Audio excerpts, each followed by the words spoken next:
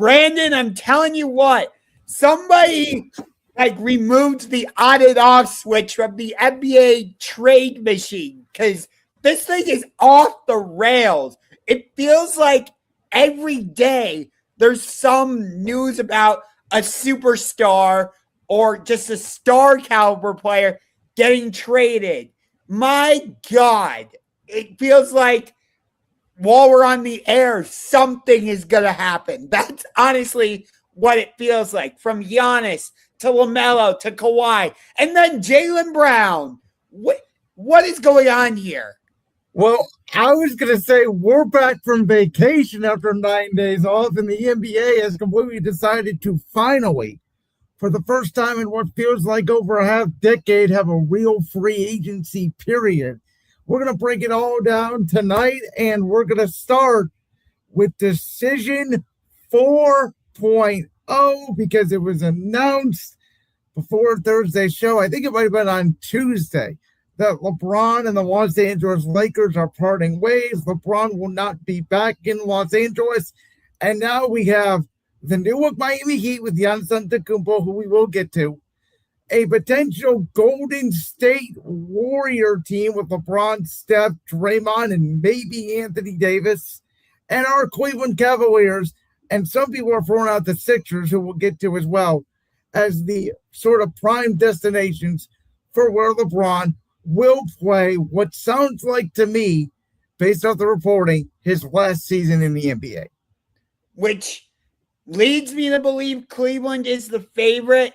However, I think the Cavs, if they really want to get LeBron, they got to make some type of move. Which is why I think people are including Philadelphia now because they went out and got Jaylen Brown. Again, we'll get to that later in the show, but, the Cavs should be the favorite, but we haven't really done anything. We let Dean Wade walk. We let Keon Ellis walk. We're trying to trade Dennis Schroeder and Max Strus, but I don't know. From my perspective, it's about two things. If LeBron doesn't care about winning and he wants happiness and he wants to have fun, regardless of how you may feel about it, that spot should be Golden State. But if he wants to have the best shot to go out with a fifth championship, that spot, in my opinion, unequivocally, without a doubt, is here in Cleveland. And the reason I say that is because if LeBron were to go to Miami, he would be going to Giannis Antetokounmpo alongside him. They would be going together as a duo. If he were to go to Philly, listen, Tyrese Maxey is already established there. Joel Embiid is already established there. They just traded for Jaylen Brown. It wouldn't really feel like LeBron's coming there to save the day. We're here in Cleveland. We've already been through the playoff trials with Donovan Mitchell and James Harden and Jared Allen and Evan Mobley. LeBron would be viewed as the guy who came back to Cleveland and won them a championship the first time, and then came back to Cleveland and potentially won them a championship the second time. He would get the most credit here in Cleveland if he was able to pull that off, and you would not have to go through the likes of OKC and San Antonio in the Western Conference. Yeah, but the Eastern Conference has gotten a lot stronger, over the last couple of days. Well, let me ask you this. LeBron goes to the Cavs. Regardless of what moves the other team has made, I think the Cavs are the favorite if they have LeBron on the roster. No, I'm not going to disrespect the defending champion Knicks like that. I can't put Boston as one of the favorites. Philly's got to be considered one of the favorites. They got to be considered, but I'm telling you, a starting lineup that would include James Harden, Donovan Mitchell, LeBron James, Evan Mobley, and Jared Allen is the best starting five in the East, period. I don't care what the Knicks can put together. I don't care what Indiana puts, Detroit, Philly, I don't care. Miami, the Cavs would have the best group of 5 in the East. It doesn't mean that they would win the championship. But as we've seen over the past 2 to 3 years, Boston in 2024, the Knicks in 2026, the West was considered the gauntlet. Yet the Eastern Conference is the team that actually won the championship. That part is true, yes. Think about this, though, in general. The fact that we are having this conversation about a 41-year-old is crazy. Well, I was going to say this. The fact that we in Cleveland are having this conversation shows how pathetic the Cavs are. That we are once again on our hands and knees like it's 2014 all over again, begging for a now 42-year-old to come back and save our franchise because our guys couldn't get the job done and embarrassingly got swept by the defending champions. Okay, 41, 42, whatever. But again, just the fact that he's going into, this is going to be his 24th season, you said, correct? I believe so. Okay. The fact that a guy who is going into his 24th season is in his early 40s, and we're having this type of conversation about, is he going to go to Golden State? Is he going to go back to Miami? Is he going to go back to Cleveland? Could he go to Philadelphia? The fact that we are having this type of conversation, that's what really is amazing to me. And by the way, he broke the all-time scoring record. It feels like just a little bit ago. That was 4 seasons ago. Yeah, and he's still playing at a high caliber. What I find hilarious, though, is he's leaving the Lakers, yet his son, Bronny James, is still going to be with the Lakers. As he should. And by the way, I actually think, I really haven't heard anybody talk about this. I think it could be the best thing for Bronny. Because now he's out of his dad's shadow. He can develop. And JJ Redick's a very good young coach. We've seen what he can do with the Lakers. And by the way, the Lakers, it's not like they don't need young, cheap players that can play. Because, they got Luka, they got Austin Reeves, and now they have Walker Kessler. But they need to get young players and bench players and wings that they can build around with Luka. We talked about what made that Mavericks team in 2024 so good. It was the fact that not only do they have Kyrie Irving, but they add Biggs and Lively and Gafford that you could build around Luka to hide his defensive efficiencies. Yeah. I feel like Cleveland would make the most sense. I think LeBron and Donovan Mitchell would work, but do you really think LeBron and James Harden would work well together? I do, because of the passing. I think that would be fantastic to watch them pass. And by the way, I think LeBron will make up for James Harden's deficiencies on defense. Like we have talked about for the last 3 years on this show and other shows. What do the Cavs need, Josh? A wing. What is LeBron? Literally the definition of a wing, of what they need. Yeah. LeBron and Giannis would be interesting. Miami was able to re-sign Andrew Wiggins, but they lost Norman Powell.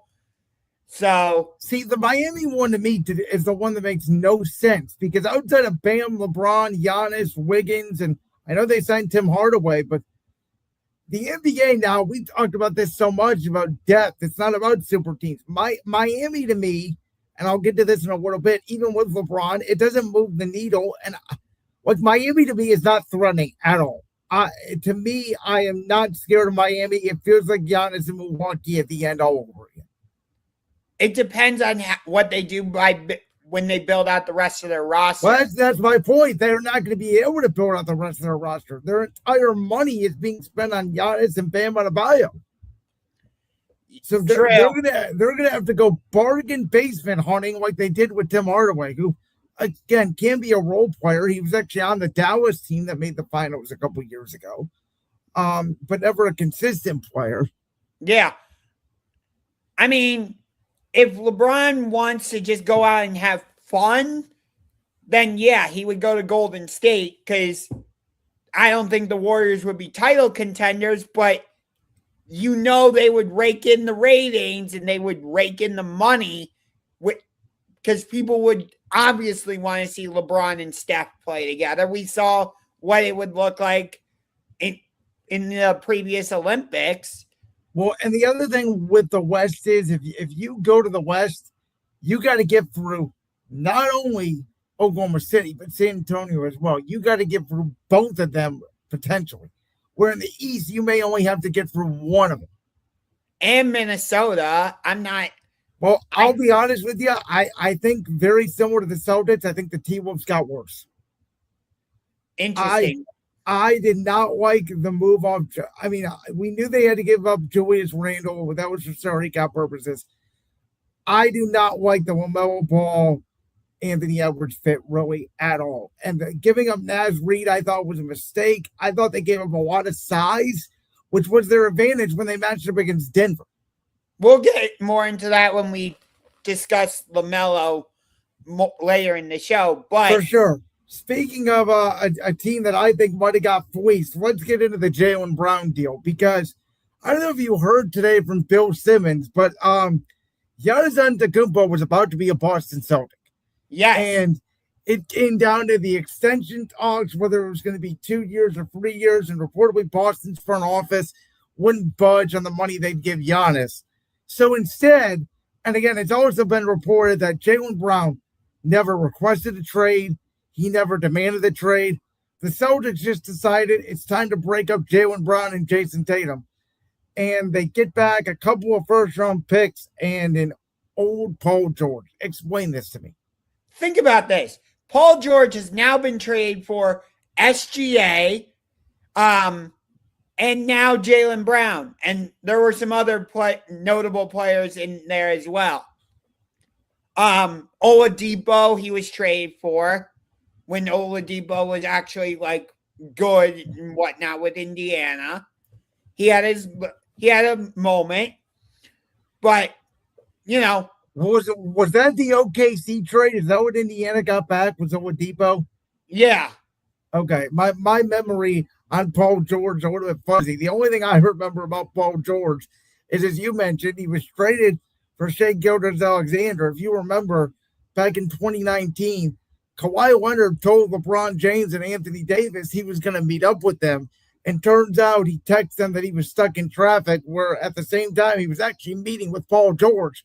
Paul George was facilitating his way out of Oklahoma City. Yes. I had not heard Philadelphia as a destination for Jaylen Brown.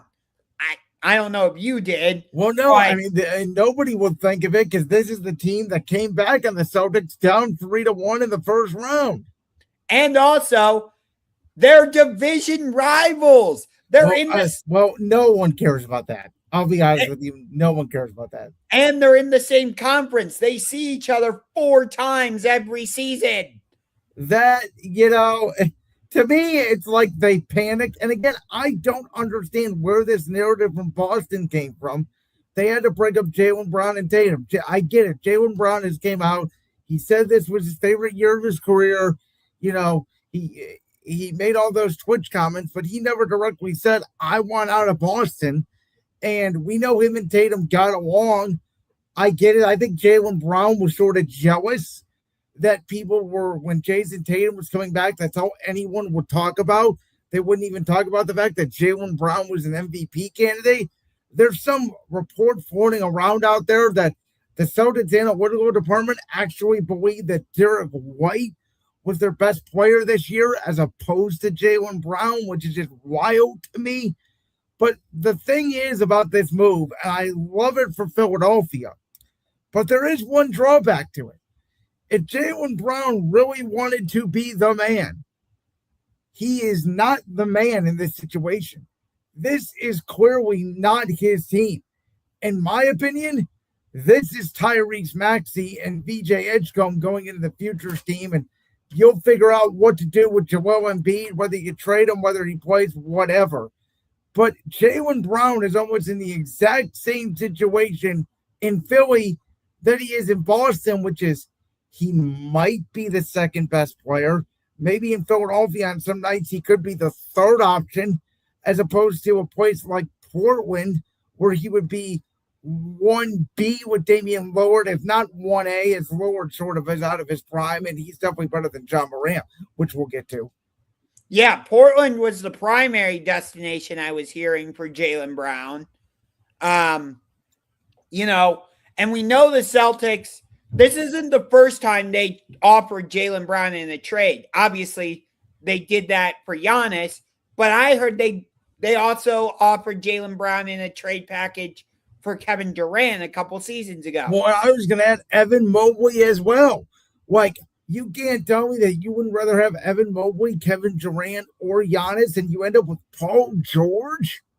Yeah, I don't get what the Celtics are doing at all. And again, last year, the Sixers were viewed as a great story with Tyrese Maxey and VJ Edgecombe, and if Embiid gets back. And then it was like, oh, yeah, they have old-ass Paul George, too. Yeah.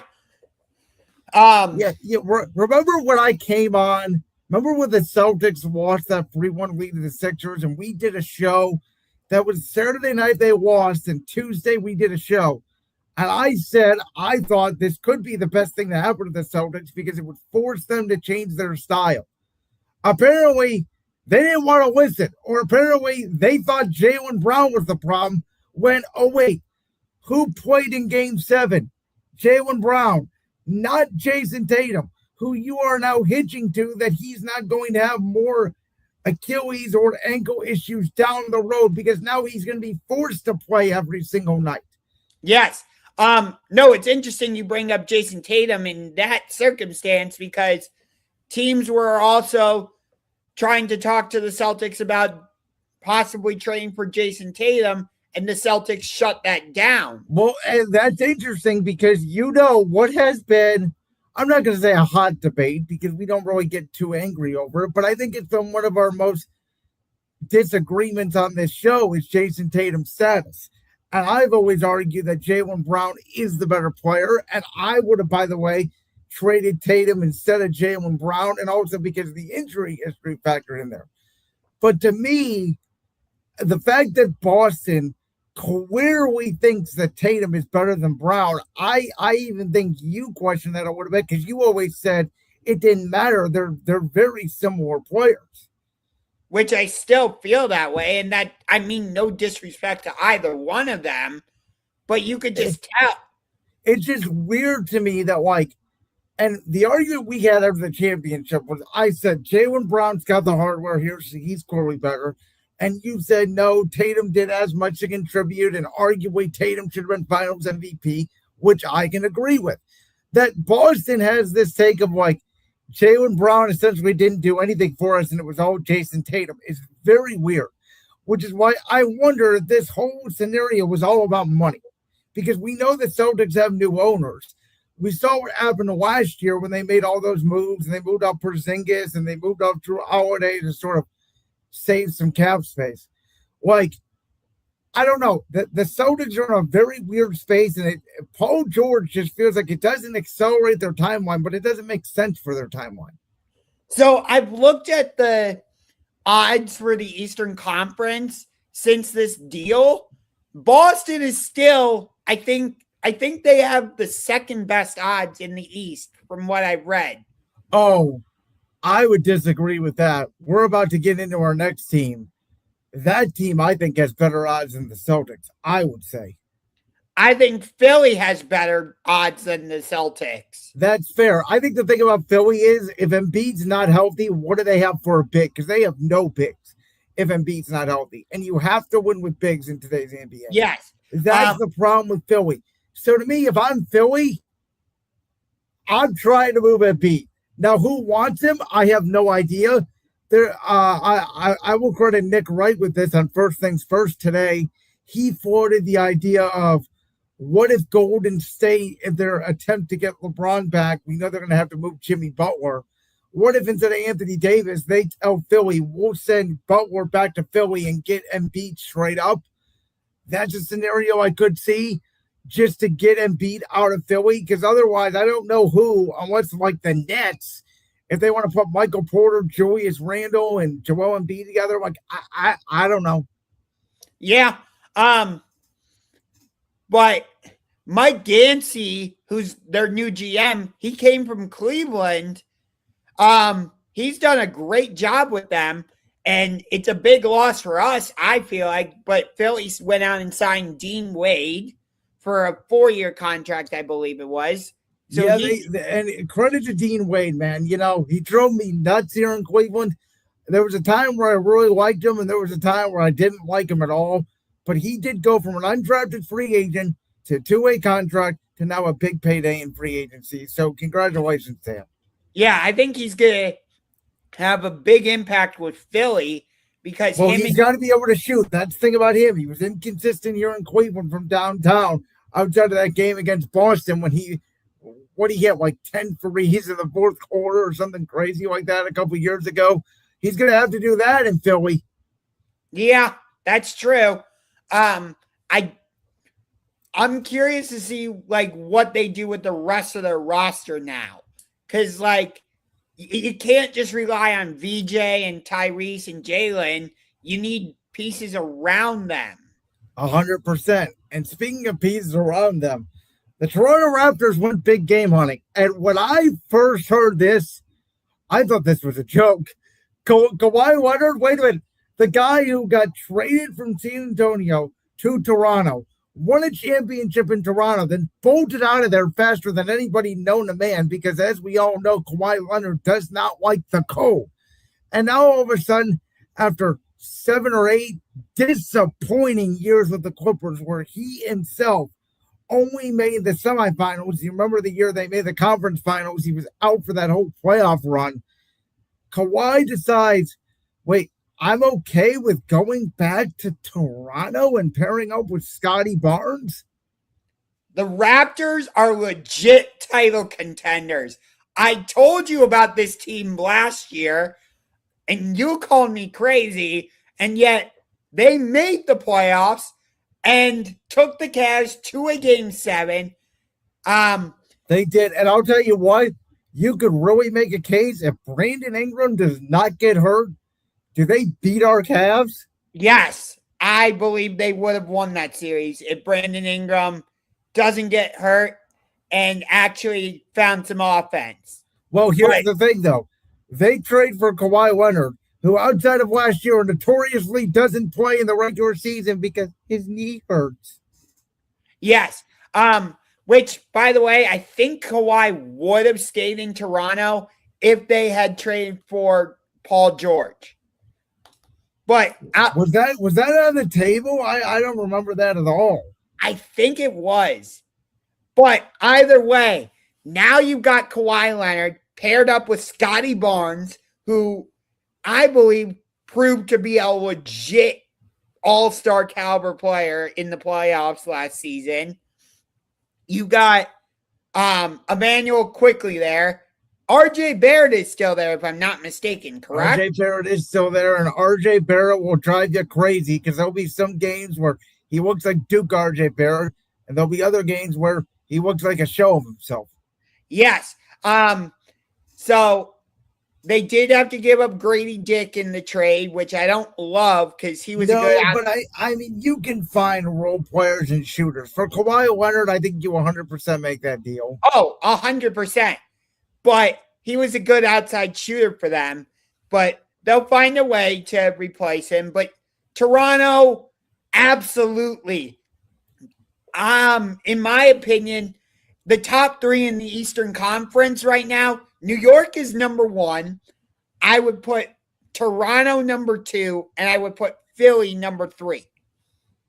And for me, it goes back to that's why the Cavs absolutely need LeBron, because if they don't get LeBron, it's pretty much going to be a rebuild, in my opinion. But yeah, I would somewhat agree with that right now. I think there are still moves to be made, obviously, because I think Detroit is going to try to go big game hunting now. I think they have to. Well, there was rumors out there that they were potentially involved in a Jaylen Brown trade where maybe they wind up with Kevin Durant and Jaylen Brown would have ended up in Houston. But the one thing about this Raptors team that, and again, I think they're going to be very good. I think they're Eastern Conference Finals contenders. But again, the Kawhi Leonard thing has always been, How many games are you going to get out of Kawhi Leonard? Now, I get it. They were the 5th seed without him this year, but they also had Brandon Ingram. If you were to tell me they didn't have to give up Brandon Ingram and it was just some rotational players and picks, then I would have said, oh, you can rest Kawhi for 30 games. He can play 50 games and have him ready for a playoff run. This team, in order to have the best chance to make it to the NBA Finals, Kawhi's going to have to play 65, 70 games because I think Scotty Barnes is a really good player. I don't think he's good enough to carry the Raptors team by himself if something were to happen to Kawhi. That's my one reservation about this. Like I said, I love this Raptors team. I was on the bandwagon long before you were. I felt like they could be a problem in the East. And again, I proved to be correct. You were wrong about the Chicago Bulls. I still have no idea what the Bulls are doing. Well, they do have Caleb Wilson now. They are trying to figure it out. They still the ghost of Michael Jordan. Yay. But no, this Raptors team, remember what brought them to a title? It wasn't just Kawhi. It was Pascal Siakam alongside him. I'm not saying Scotty Barnes. It was Kyle Lowry as well. I mean, and Fred VanVleet. You can make a real case for VanVleet to be the Finals MVP in that series. By the way, Kyle Lowry is signing a one-day contract to retire as a Toronto Raptor. I saw that, and good for what we used to call the baby dinosaurs back in the day when LeBron used to beat them up. But listen, the one thing I also like about this trade is this. This is not Kawhi Leonard's team because Kawhi Leonard, unlike LeBron, we know he's not a vocal leader. Kawhi is going to come in his 90s truck. He's going to come to the game. He's going to be a robot. He's going to make mid-range jumpers, and he's going to go home, and he's probably not going to talk to anyone. But guess what? The Raptors don't care because their leader's already on the team, and Scotty Barnes and Emmanuel Quickly and Jakob Poeltl is there. Like, they have guys. Kawhi is in that role that I thought Kevin Durant was going to be in last year when he went to Houston, which was get buckets and play defense. Yeah. If Kawhi can form that type of partnership with Scotty Barnes that he had with Pascal Siakam in 2019, yeah, the Raptors are absolutely legit. And now we move to a move that was first pretty much out of all these deals. Giannis Antetokounmpo going from the Milwaukee Bucks to the Miami Heat for basically Tyler Hero, some role players, and some first-round picks. Listen, I think Milwaukee should have made a trade for him 3 years ago. It was over the moment he got hurt in that 2023 first-round series when they just brought in Damian Lillard and they lost to the 8th-seed Miami Heat.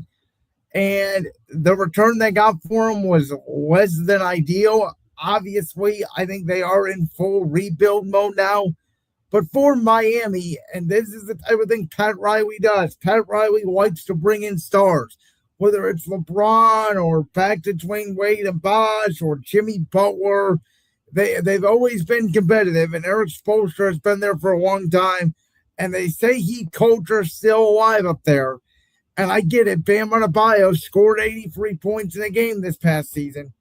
But tell me, he got like 40 free throws in that game. There you go. Tell me, in what world are the Miami Heat different than the Milwaukee Bucks the last couple of years? Because I don't see any way they're better. I think this is a complete lateral move. When the trade was announced, and again, this was even before the moves of Kawhi and Jaylen Brown, I said, congratulations for being the 5th seed in the East.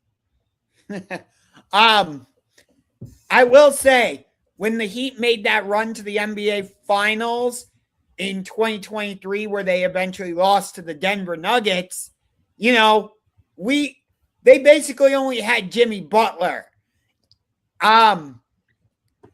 They found guys like Caleb Martin, Max Strus, Duncan Robinson, and others. So, Bam Adebayo was a big part of that team as well. yes. Okay, fair.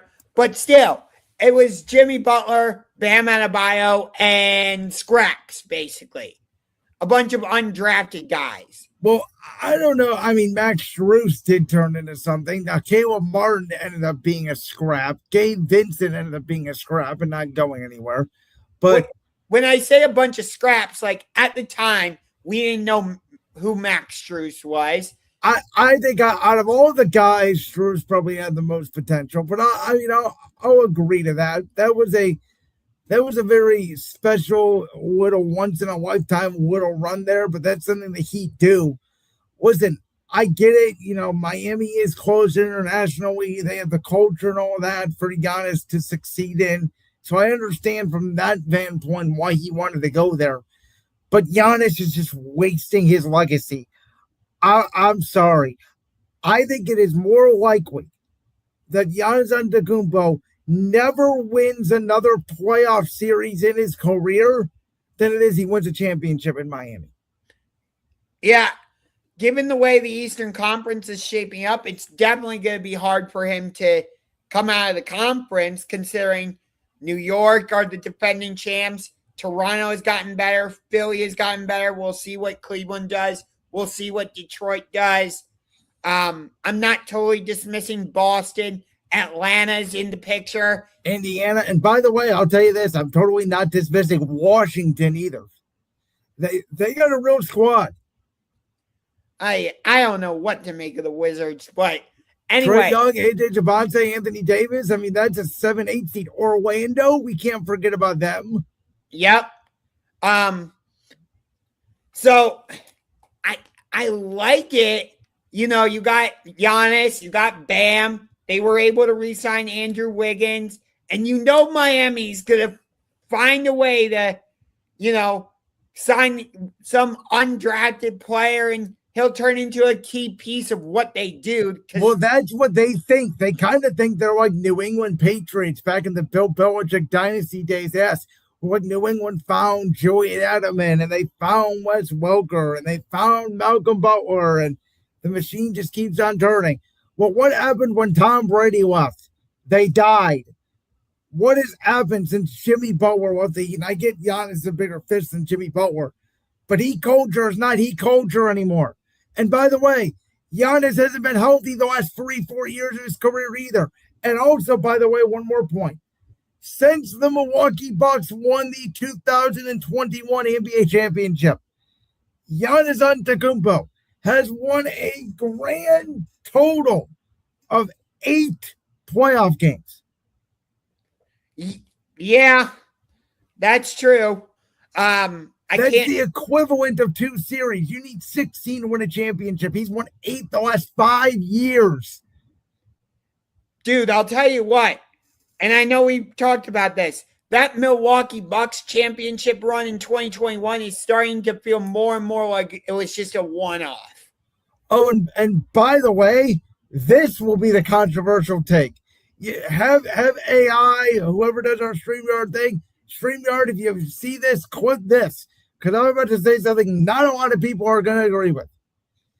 If you turn injuries off, meaning these guys are healthy for the rest of their career, and I'm taking age into account, but I'm just saying if they're both healthy, Kawhi Leonard is a better player in his prime than Giannis Antetokounmpo. He kind of proved that in 2019 because Toronto went with that wall defense and it basically stopped Giannis or slowed him down. And on the other end, Milwaukee had no answer for Kawhi. Listen, I know that Giannis has back-to-back MVPs, and I get it, but Kawhi Leonard in his prime was the best two-way player in basketball, and I said going into the playoffs, Jaylen Brunson was the best player in the Eastern Conference, not even Giannis. You guys may think I'm crazy. You guys may think it's the injuries. I know you all still want to believe in Giannis. I think Giannis has reached his peak as a player. I truly believe that. I think we saw his peak in 2021 when he scored 50 points in Game 6 against the Suns to win that championship. And I don't think we will ever see that player again. And that is the player that, at the very least, will need to carry Miami. And if you have to go through LeBron potentially in the East, whether it is Philly or Cleveland, Jaylen Brown, Kawhi Leonard, Jalen Brunson, like Tyrese Halliburton, by the way, like, come on, man. They're not getting out of the. They may win a round. This is a waste of a top player in his career prime. As a basketball fan, we should be upset at this move. That's how bad I think this move is. I think it's the biggest lateral move I've seen in a long time. This would be like in 20. I'm trying to think. I mean, it reminds me sort of when Kawhi went from the Raptors to the Clippers, where it's like, yeah, he went there with Paul George, but that team didn't do anything. It was all a bunch of hype. It was all hype, no action. Yep, you're right. That Clippers team didn't do anything. Kawhi couldn't stay healthy. Miami, I think they'll find a way to stay competitive. But again, like you said, you got Jaylen Brown, Tyrese Maxey, VJ Edgecombe in Philly, Kawhi and Scottie Barnes in Toronto, the defending champion Knicks. And by the way, Cade Cunningham is going to get better. Indiana's coming back. There is a world where Miami ends up exactly where they have been the last 3 years, in the damn play-in tournament, because they love that play-in tournament with the Hawks and the Magic. It's their favorite place to hang out at. The Hawks may end up getting better. They may avoid the play-in tournament. Jaylen Johnson is a hell of a. By the way, over the next 5 years, if you ask me who's going to win more in the playoffs, the Hawks or the Heat, I will say Atlanta. I can buy that. I have heard the Cavs are possibly going to do a sign and trade to get Jonathan Kuminga. I mean, if you don't get LeBron, I guess. My thing, me and Jaylen had a huge argument over this over text, because I know you guys. I'm not sure if it was in our group chat or if it was just between me and him, because we were going at it almost all night. I personally believe if you are not the 4-3-2-1, if you are not a legitimate NBA contender, I would rather stink than be the 6 or 7 seed and get beaten the second round every year. I mean, I don't know the next time you're going to have an NBA draft like this that we just had. I get it because of the anti-tanking rules, and I don't want to tank anymore and all that. But what, as the Pacers, until their miracle NBA Finals run last year, as them, what it was like as a fan, and really as Toronto until they got Kawhi in 2019 and LeBron had to leave the East, as them, how it felt like to get their ass beat in the second round every single year. It's not fun. How they felt is how we feel right now, where we're just, as Philadelphia is a perfect example. Every year, this is going to be our year. This is going to be our year. This is going to be our year. And you look up and you're not even in the conference finals. Ask the Dallas Cowboys. There's a perfect example. In the NBA, Minnesota is another example. They keep trying to break the wall. I think they're going backwards. We'll talk about them in a minute. But let's talk about Ja Morant. Finally out of Memphis. Could he turn his career around potentially for a Portland team that all of a sudden has got a lot of young pieces? What do they have, like 8 or 9 guards on this team? What are they doing? I don't get it. Yeah. I mean, they have Damian Lillard, obviously. They have Sharp, they have Scoop. They're going to have to move some people around, but you got Denny Avdia to build off of. They did have to give him Jeremy Grant. It was a decent score for them. I'm forgetting the name of their center. Is it still Jurkic? I thought it was Donovan Clingan. Or Clingan's his name. You're right. So, I mean, they have some pieces.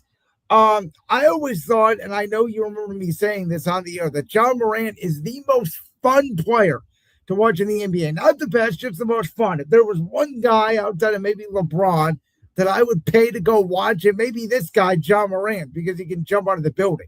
But the problem was with John Morant's antics off the court. On the court, he's turned into a show of himself. He can't even shoot anymore. And it's very similar to the decline of one Russell Westbrook. And I just hope that is not happening to John Morant, because if this doesn't work in Portland, his career's over. Yeah. It'll be interesting to see how him and Dame work together in the backcourt, because the Trailblazers have said they're going to start and play together. Which I love that Dame is back in Portland. I never wanted him to leave and go to Milwaukee in the first place. I get why the Bucks did that deal, but still, he should have been a Trailblazer for life. Now, you may think this is crazy. This guy started his career off as a Seattle Supersonic. It would be relatively close to the Seattle region. If I'm Portland, I give up my young guards, because we know Houston needs one, and I see if I can go get Kevin Durant. And I accelerate the timeline. Durant, Avio, Willard, Ja, because again, what they need is a bucket getter. And at this point, I don't trust Damian Lillard to be healthy for all 82 games. I don't trust John Morant. I need a second scorer outside of Denny Avia. And again, with all these great teams in the West, do you want to slow build this thing? Or do you want to try to jump ahead of a Minnesota, a Houston, a Lakers? Like, to me, you only have guys on a short-term cheap deal for a short period amount of time. You got to maximize your window. Yeah. I don't think Houston would do that. I think they want, with the now healthy Fred VanVleet, they want to see how this thing goes. But there's another guy on Houston I would try and go and get if I'm Portland. He's a restricted free agent, Tari Eason. He's a good player. He's a good role player. I don't know if that moves the needle for them. Like, the problem I have for Portland is, like, are you still going to be the 7th seed? And you still have no answer for Victor Wembanyama. And you lost to the Spurs last year when Wemby didn't even play. So how are you going to solve that issue? You got to go get somebody. Who that is, I don't know. But to me, it's not John Morant. Well, like, they were one of the teams we thought Jaylen Brown was going to go to. Well, that's what I'm saying. If you don't get Jaylen Brown, to me, your backup plan is Kevin Durant. Which I understand. And I think that could be a possibility, but I don't see Houston doing it. It's a good move for Portland, and what I hope from this is this. Damian Lillard becomes a mentor to John Morant. He cleans his act up, and regardless of what John Morant turns into the basketball player on the court, if he's a disaster and can't play anymore, he's a disaster. But at least the young man may get his life turned around because he's got issues. Yeah. And from what I understand, Portland and the state of Oregon have a lot stricter laws when it comes to firearms. So I don't think he'll be. I mean, you could make a case where he got drafted. Memphis was the worst place for him to go. Oh, yeah, for sure. I think him going to Portland helps that team a lot. Not just on the court, but off the court. You know, their owner, Todd Dundon, he's like, we're not even going to pay for arena upgrades. And the city is like, yes, you are. And of course, he's also the owner of the Carolina Hurricanes, who just won the Stanley Cup. So, and they allowed Tiago Splitter to walk. He's now the head coach of the Chicago Bulls.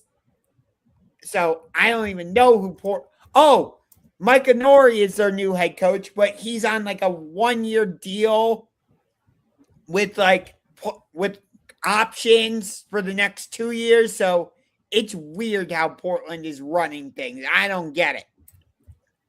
I really don't get it with the Trailblazers. With that, Let's go to Minnesota because LaMelo Ball has been acquired by the Minnesota Timberwolves. This, of course, comes after on draft night. They give up Julius Randle to Brooklyn. They give up Naz Reid to Charlotte. Charlotte decides that out of Brandon Miller, Con Knipple, and LaMelo Ball, the person they move off of is LaMelo Ball. My guess was that was more of the maturity issues than anything. But for me, and I talked about this very early on in the show, one of Minnesota's strengths was they had Naz Reid, they had Rudy Gobert, they had Julius Randle, they had many bigs that they could throw at a team like Denver, who could bother Nikola Jokic, San Antonio, who could bother Luke Cornette, Wemby. Then obviously now with the DiVincenzo injury, they're missing him. Obviously, Jaden McDaniels is back, but to me, and I get it because they needed another scorer outside of Anthony Edwards, especially because they lost Mike Conley. But you're increasing your offense with LaMelo, but you're also giving up defensively. And you lose a lot of that size inside with not only Randall, but Naz Reid, who a couple of years ago I kept saying, every time you watch Naz Reid, he makes a shot. If you remember in that Game 7 against Denver a couple of years ago, Naz Reid was the one who got that run started in the third quarter. Anthony Edwards and Karl Anthony Towns didn't even have great games in that Game 7.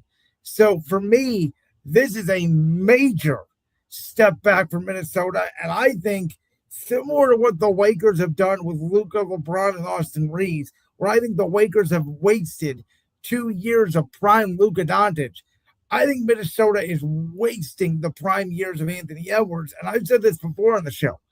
They remind me of the NFL's version of the Bills with Josh Allen, where the Bills just can't get past Kansas City. At this point, Minnesota built their team to beat Denver. I don't even know if they can do that anymore, and I don't know if they can get past San Antonio or Oklahoma City. Don't forget, in terms of Charlotte, they also traded Miles Bridges to Phoenix. Oh, you're right. Yeah, as well for another first-round pick. And Shams Charania acted like that was the biggest trade of all time. Yeah. I think that pick they got from Phoenix is in like 2033. So some 10-year-old is going to be drafted by the Charlotte Hornets, and he doesn't even know it. Well, but also he's going to be wearing a Phoenix Suns hat. It's going to be a proposed trade to Charlotte because the NBA still doesn't know how to figure that out. Yeah, I know. I hate the NBA draft in terms of that. It's so stupid. But I actually love this move from Minnesota. Granted, I get what you're saying about them being smaller. But if you go back and watch the last couple seasons, when Anthony Edwards is double teamed, he really doesn't have anybody to pass the ball out to that can make a shot or that can make a defense pay for double teaming Ant. It was basically, okay, double team Ant and you're good. Now you can't do that because LaMelo can certainly shoot. He can be a playmaker. So you double team Ant. Oh, there's LaMelo to make a shot. He's driving to the basket. So in that aspect, I actually think this helps Minnesota. It helps them in one way, but it hurts them to me in more ways than one. It really hurts their defense. Their defense got significantly worse. And a lot of their offense was turning defense into offense. And I've said this before about Anthony Edwards, and you guys in the comment section can yell at me if you want to. I love Anthony Edwards. I think he could be one of the American faces of the NBA, but he's also a front runner. That when he feels what? Remember that series against Phoenix when Phoenix still had Kevin Durant? The series last year with the Lakers when they had Luka and LeBron. When Anthony Edwards feels like he has control of a series, he can dominate a series. But as we've seen in the Western Conference Finals against Luka's Mavs and then SGA's Thunder, when they lose early and he's down and he doesn't feel like they have a chance, and we saw it this year against San Antonio in Game 6, he quits. Yeah. I think it was in Game 6 with like 8 minutes left. he knew they didn't have a chance. So he literally walked over to San Antonio's bench and congratulated them. And what did the Knicks do when they were down 30 in game 4 to the NBA Finals? They came back and they won that game. So I love Ant. I think he has some maturity issues, and I don't know if everybody says, oh, he's got Michael Jordan quantities. I don't see that with him. And I'll tell you something else. LaMelo Ball is not going to be the leader, and I do think, for what it was worth, I know Julius Randle rubbed some feathers wrong, but I think, again, I go back to the Naz Reid thing. I think that is the most, I think he's than Julius Randle. I think he was beloved in that locker room. I think he was a leader. He was the guy that calmed things down. They're not going to be able to replace him. And I think there is a world here where Anthony Edwards and LaMelo Ball are like what James Harden and Russell Westbrook were back in the day, where they're playing tug of war with the ball, trying to figure out, is it my turn, your turn? Josh, I know you say you love the trade. I think there's a scenario where LaMelo Ball doesn't even finish the season on the T-Wolves because this thing blows up so bad they have to get rid of him at the deadline. I won't say it's not going to happen, but I would say that scenario is unlikely. By the way, did you see the Timberwolves rebranded again and they kind of went back to their like old colors and stuff? No, I did not. But again, to me, that does signal potentially a new era here in Minnesota with Ant. I don't know. I think, too, what worries me about this move is I don't care what they say about their father. You know LeVar Ball is going to chip in at some point about LaMelo. And again, Charlotte had 3 very good young players. Con Knipple, LaMelo Ball, and Brandon Miller. They could have easily built a little bit of a big 3, built with them, try to contend in the East. They're going to get better, and they decide to move on from LaMelo Ball very quickly. Like I said, they also traded Miles Bridges. Yes, but Miles, similar to Mikal, he's more of a role player, where LaMelo was viewed as their franchise. He was their big investment. They had 3 top 5 picks, LaMelo, Ingram, and Knipple. And the fact that they move on from LaMelo that quickly and they get back role players shows that they were concerned about his maturity to lead the team long term. Which it's crazy that Charlotte made this move because they almost made the playoffs. They got into the play-in tournament. They ended up winning that crazy game against Miami. Yes, they ended up getting destroyed by Orlando, but it still looked like they were building something. They had a core, and then they go out and blow it all up. And it's that's my point. That's why for Minnesota, I'd be very weary about this. And combine that with the Julius Randle trade, they lost most of their size. And so what their strength was turning defense into offense. Like, this team now is fundamentally different. And I think it's worse. I know you think it's better. I think it's worse. No, I understand what you're saying about the size aspect. I'm not disagreeing with you about that. That's not what I'm saying.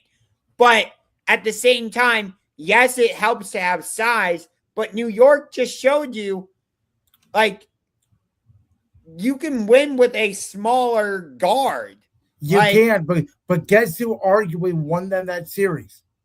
It wasn't Jalen Brunson. It wasn't Cad. It wasn't OG Anunoby. It was Mitchell Robinson, because he could bang with Wemby. Which Mitchell Robinson is now with the Boston Celtics. Yes, he is, and that was the best move the Celtics made. He will contribute more than Paul George will. Except he'll be afraid to shoot free throws.